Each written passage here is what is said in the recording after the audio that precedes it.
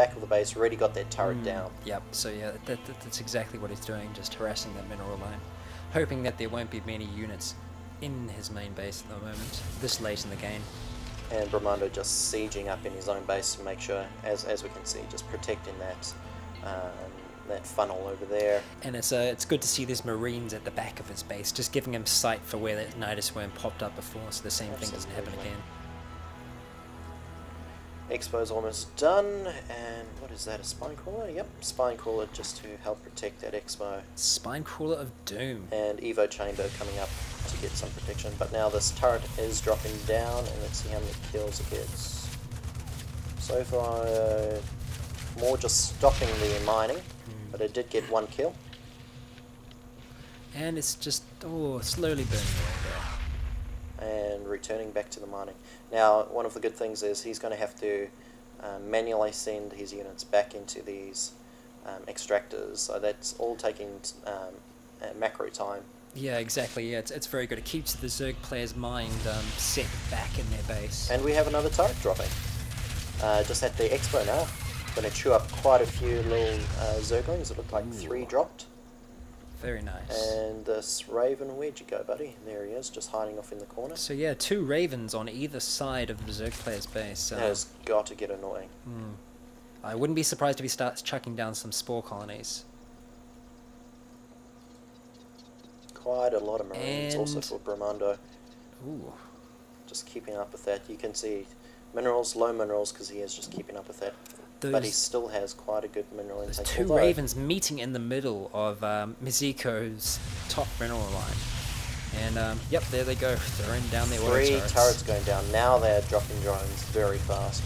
And it doesn't look like he's pulling them away. Now he does, but not until 6 or 7 of these drones drop. And this is one of the great Hydra. One of the great things about Ravens is that, you know, these auto turrets, they're free. You know, it's just energy, and they can constantly keep on doing this to keep this harassment up during the game. Generally, you might see a Zerg player getting frustrated and being forced to switch to throwing out a few Mutalisks to go and hunt the Ravens down. Now, I don't know why he put the spore colony here. This is not going to help him actually defend. He really should have put it just around the back. So, yeah, I don't quite agree with that. He's got none at his expo either. And these Ravens just building up their energy again. Already they can, it only costs 50 energy, and already he can drop almost 2, yep, he can drop 2 more again. And that Queen that's been doing the main defense of the Mizko's base is only on 40 health now, still in the red. So another turret drop will most likely take the Queen down. Looks like both players are just micring up now. Bromondo has moved his army just outside his base now. Looks like he's getting ready for a frontal assault and might just drop some turrets to distract the army again. Good placement of overlords by Mizko out here. This entire time, he's done an attack move, so just unfortunately the speed for those overlords coming in just too late. Not allowing him to get away.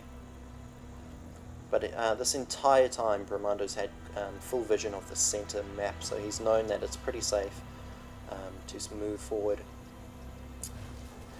Yeah, and these Ravens are dropping 2 more turrets. They're only going to be threatening 1 drone. Is he going to get it? No, he doesn't get any kills there, but again, just annoying him there. Yeah, these Ravens have definitely been an excellent distraction for Bromondo to keep Mizko near his base, just ever wary of these annoying auto traps that will drop down at any moment. Now, are we going to see a siege up? Yes, we are. So we're going to see a luring like we've seen previously. And shooting and pulling back, and yep, then here we go. And these siege tanks will really cut through the Hydra's ranks. Really and he's nice slowly macro crawling there. Forward again. Patient play, which is good to see. You don't always have to rush in there right away. Ooh, that spine crawler will go down to the siege tanks. And it looks like it's going to be pretty much a cleanup, because unless he starts getting a lot of speedlings or hydras, I don't see him cleaning up this army. That roaches going down. Those roaches are good against these tanks, but not against the mass marine. And a Raven dropping another 2 turrets as well, cancelling just at that point because of Mizko pulling out, which is good. Handful of speedlings. Really what you want to do is build up your army back at your base and then send them in. Yeah, you really want to try and get as much time as you can to get that last force in, because 2 more turrets going down. Now the cool thing about this is it gives a vision for the siege tank if you want to move the siege tank up. Just slowly working away on this Evo chamber. Yeah, there's not much else that Mizko can really do here, but it's good to see that Bromondo isn't overextending himself with only 1 siege tank. He's most likely going to wait for reinforcements which he's getting in the form of the Banshee at the moment, and he's still building more Marines. Mizko building a Queen now and only 1 Hydra because he's really feeling the burn of not having enough lava. So because of not having enough lava, and now he's cloaking all those spore colonies. Okay, not so great control there from Bromondo. We've seen better, but not that it's going to matter, I don't think. Yeah, he's really letting these auto turrets do the work. Yeah. Although I did like how the Broodlings took out the auto turrets there. So Mizko could stand a chance if he builds 1 million buildings and lets the Broodlings attack and Bromondo. We'll call it the Broodling Assault. And there seems to be a rage quit. So that looks like it is all over. GG to Bromondo. And Bromondo leaving as well. So yeah, good play, good control.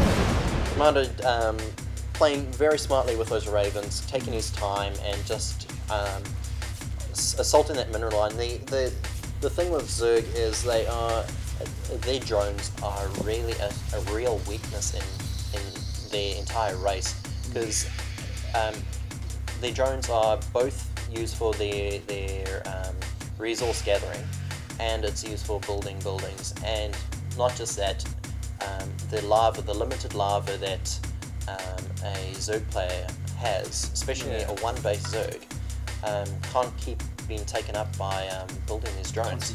So if you're taking out a lot of drones, you're assaulting his army as well, and if you've got free access like he has with these turrets, that is going to cripple the Zerg player.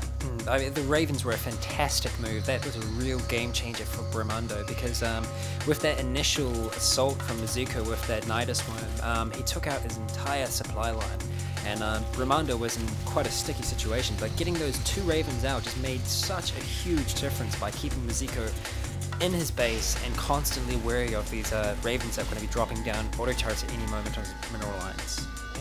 Yeah. Another good thing to see is that Bromondo was keeping up with his macro the entire time. A force just towards the end of this game, a force of 9 Marines and another siege tank heading in just as extra backup.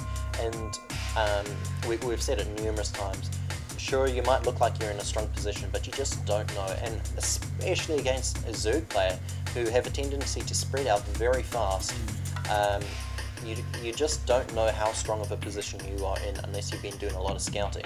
Granted, Bromondo has been doing a lot of scouting. He's had control of the centre of the map the entire time with his Almagas, but again, you just do not know for sure. So I think that's all we've got for this game.